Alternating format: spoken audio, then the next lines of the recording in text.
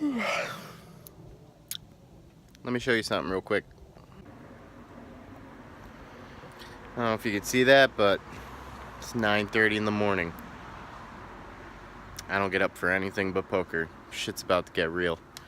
We're gonna drive to Philly today. It's a 2-hour drive. We're gonna go promo hunting. So I forgot to mention why we're driving for 2 hours to play some poker.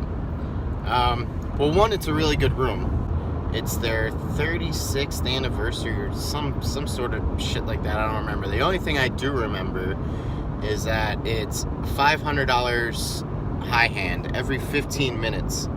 You don't have to use 2 cards, so just 1 card. Not only that, they're giving away $500, I believe, 4 times an hour to a hot seat. So that'll get my ass out of bed. So if I hit a promo, that's great. That's free money. I obviously don't include that in my win rate.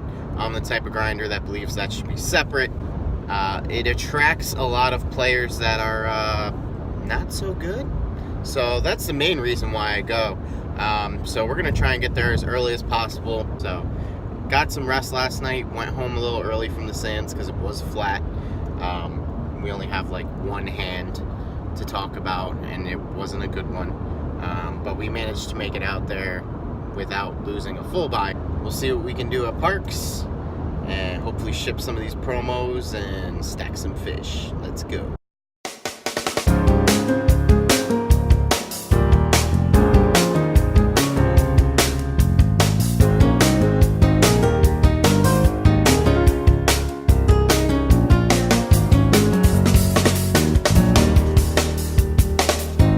So as they say, the early bird gets the worm.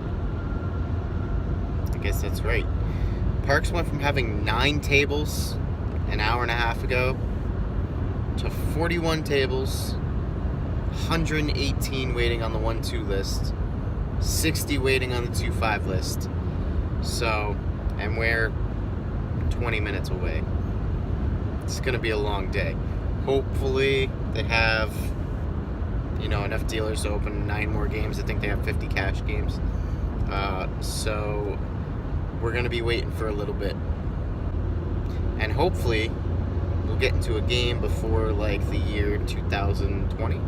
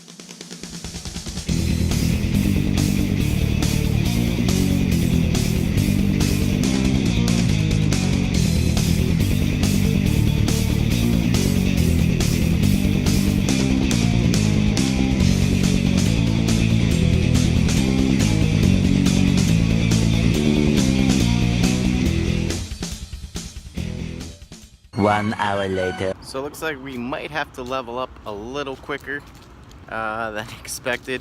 The only list that is moving is the 2-5. There's about 30 on that list. There's like 160 on everything else. So we might just jump into the 2-5. See how this goes. 1 hour later. 2 hours later. 3 hours later. Can you move it along? I'm all out of time cards.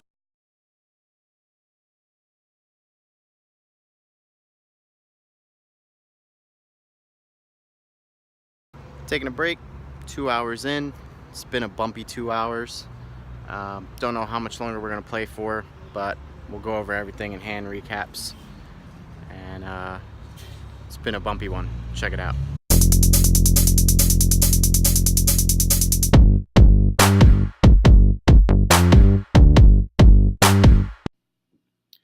So the first session we played was at the Sands. It was kind of an up and down day, nothing really big happening.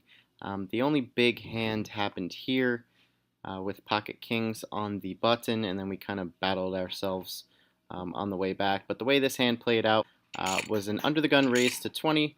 Now I just want to stop here and say that there was a promo going on, a high hand promo. You have to use both of your cards to make a high hand. So keep that in mind. Players generally want to see a lot more flops during these promotions and stuff like that because they just want to hit their 4 of a kind to win $300 or whatever nonsense is going on. So there is a lot of value to be had during these promo days, but I just decided to take the standard line here.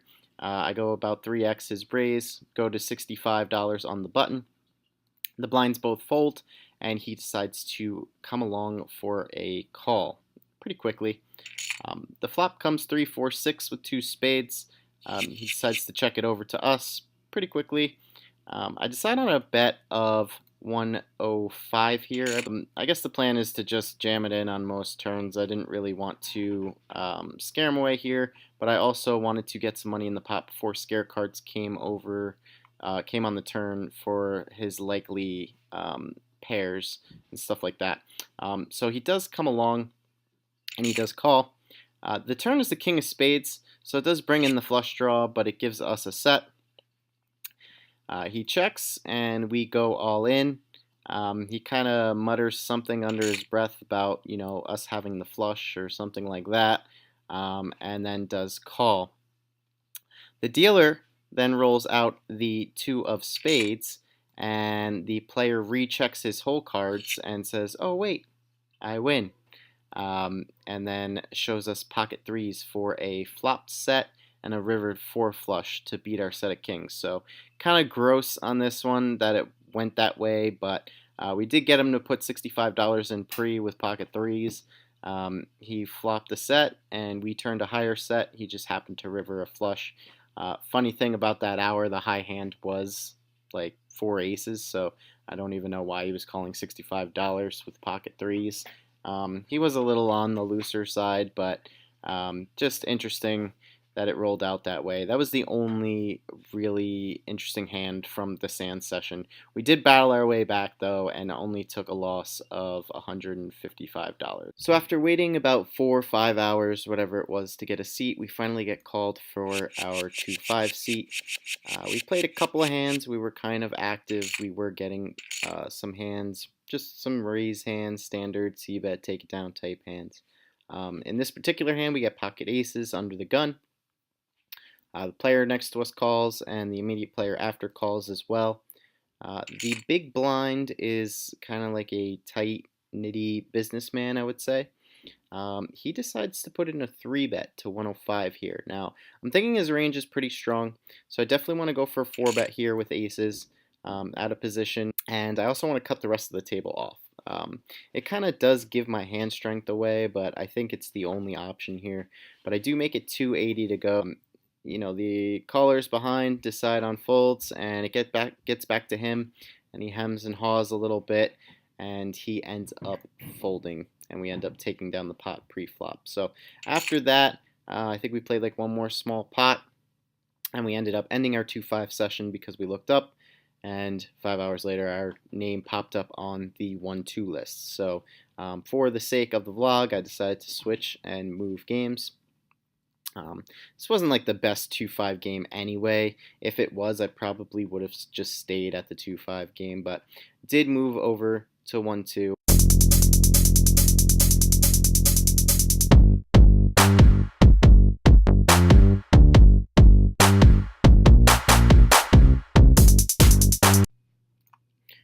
Okay, so a couple rounds into our 1-2 game, we get pocket aces. Again, there's 3 limpers to us in the cutoff, and we make it $18 to go. The blinds both fold, and the first under the gun limper calls. It's kind of fishy that I've noticed since we've been sitting there. Everybody else folds, and we're heads up to a flop. The flop comes 6-4 king with 2 spades. Our opponent checks pretty quickly, and we bet $30. Trying to get a king here. To call, of course, flush draw, something like that, under pairs as well. Sizing might be a little too big for under pairs, but we go with 30. The opponent decides to quickly call. Turn brings the 7 of spades, so this board's getting pretty wet. And first he checks his cards. So I think he's looking for a spade. And then he checks. So I decided to go on a larger sizing here. I actually bet a little bit more than pot. And he just decides to call, which is pretty interesting to me. I don't really know where I'm at here in this hand, especially when the river comes a 5 of hearts and he jams 137 into us. So I'm kind of thinking here, I'm not really putting him on a straight per se.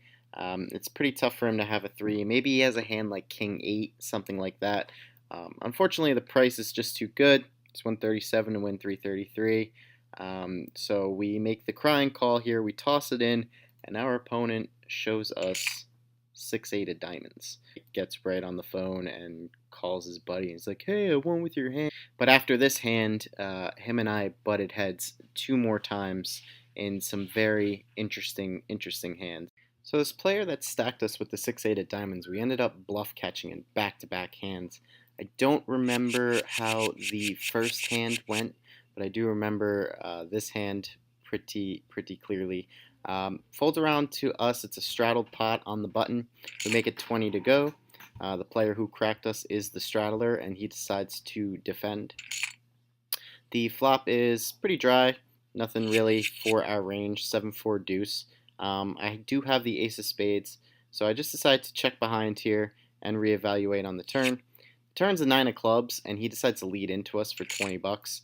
And he does this thing that he did the hand before where he just stares us down. And I wasn't really believing what he had here. So the plan was to just call here and take it away on the river depending on what type of card fell. So we went ahead and made the call. The river's a great card, pairs the board. It's another deuce. And he bets 45. And he does the same thing. He kind of just stares us down. And I'm trying to think it over. I'm thinking about all the possible hands. It's tough because we have the ace of spades, so it's less likely that he has a flush draw. But as I go to cut out the chips, he does this thing where they lift their cards, and he's like, he can't wait to show me what he has. And that just further sealed the deal for me. That ace high was probably good here. At the very least, I wanted to see what he had, even paying $45 for it. So we do make the call, and he says, good call. I make him show. And he shows us 10-8 for the missed straight draw, open-ended straight draw. So he was pretty steamed that we bluff caught him twice, and he ended up losing a lot of his stack to everybody else at the table. But we ended up being pretty card dead as he withered away his chip stack. He started drinking, and he got the guy next to him to start drinking as well. And that kind of changed the dynamic again. So that player now started to become very active, and we started getting very involved with him. So it's amazing what a couple of Heinekens and a couple shots of Hennessy will do to a reasonably tight player. Apparently it turns him into a maniac. So this player was starting to get out of line. He raised to $8. We called with, ironically, pocket eights on the button. Both blinds call, and we go to a flop, which is 7 high, 7-6-3. The blinds both check, and the maniac bets 15. And I just decide on a flat call here. I probably should be raising to isolate, but I just decided to call here, play in position, see what the blinds do. So as played, the blinds fold. 10 of clubs comes on the turn, and our opponent just keeps betting. So with this card, I think if we were good on the flop, chances are we're probably still good on the turn. So I decided to make the call here on the turn and decide what to do on the river. So the river comes the 8 of spades, and everything gets there. And our opponent checks to us, which I find a little weird. I think if he was betting with a draw or something like that, he would fire the third barrel. I know he's capable of firing the third barrel, and I do think I get myself in a little sticky situation here, but I do decide to bet what he bet on the turn. So I bet $45, and he gives a little speech. He mutters something, and he says, well, the only way to find out is if I make a move. 145. So now I just stop and I'm thinking, and I'm really trying to put it together. What did he plan on check raising here? How did he know we were going to bet here on this river on this super wet board. I do think that we could be beat, but it mainly comes down to a math decision, I think. It's only $100 more. We decide to make the call. As soon as we do, he says, "You motherfucker."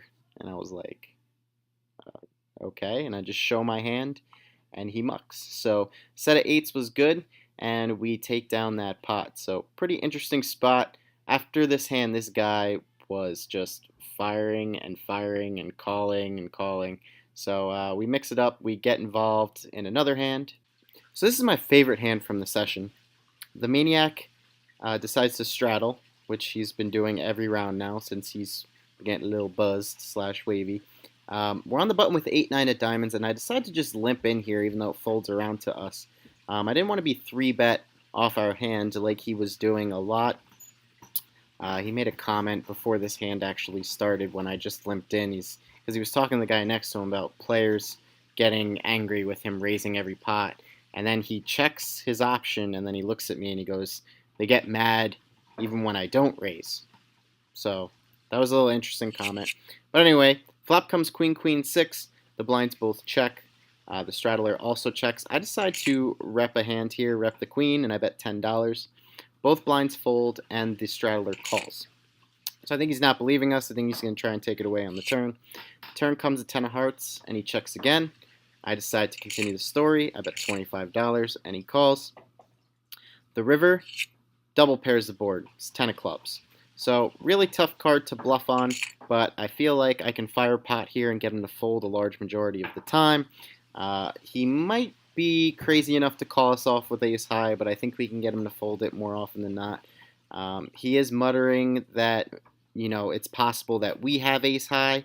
So he's like, "Oh, I can beat ace high." So I'm trying to think in my mind exactly what he has. Like, do you have pocket jacks? What do you have that you just limp the straddle with?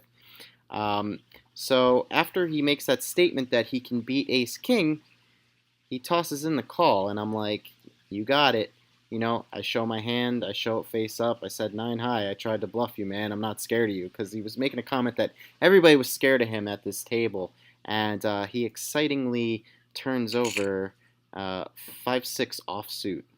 And he starts yelling at the dealer for shipping me the pot, but he doesn't realize that we actually ship this with 9 high. So we kind of got a little under his skin there. We tried to bluff him, and we ended up value betting $75 here with 9 high. So pretty cool. Definitely my favorite hand from the session. So one of our last hands of the session, we pick up ace-5 of spades, and the hijack we raise to 15. A tight player from the small blind calls, and the maniac calls. The flop brings us to pair, and it checks to us. I decide to bet $35 here, and the tight player calls and the maniac calls. I'm a little worried about the small blind calling, but other than that, I'm not worried about the maniac calling. Turn brings an 8, which brings a straight draw. I decide to bet $100, and the small blind calls the $100 as well.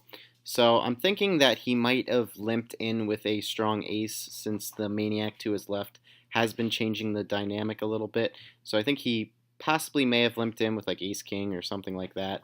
But he does call the 100, and we're off to the river card, which actually does bring in the king. And I think because of all the weight and everything else, I wasn't as sharp. I didn't take time here in thinking. I just decided to jam in the player's effective 115 with ace-5. Not thinking that we're probably not going to get called by much. We block ace-king, and we're not going to get called by a missed flush draw. If he flopped a straight, he's got us. I mean, he probably doesn't because he's tight, but I don't really think we should be betting here often enough. Unfortunately for us, he does make the call, and he turns over the case 5s for a set of 5s, and we lose that hand. So not a good start to the live portion of the vlog. We have about 10 hours played. We're down about $400 right now. Nothing to worry about really. A couple cooler spots. I think without some of those sick hero calls, we would be down a lot more. Interestingly enough. So it was a very fun session at Parx. Definitely go up there again. I think I'm going to go to New York, take a day off, see the sights, and then probably going to play locally, play some online, and we will probably be making a trip to Atlantic City later on in the week. So I'll be sure to capture some of that stuff for you guys, get some cool hand history. But as always, if you like the video, like, subscribe, leave a comment for me. I know some of these hands were interesting. If I played a hand bad or good or whatever and you want to talk about it, just leave a comment. And as always, keep grinding. Love luck.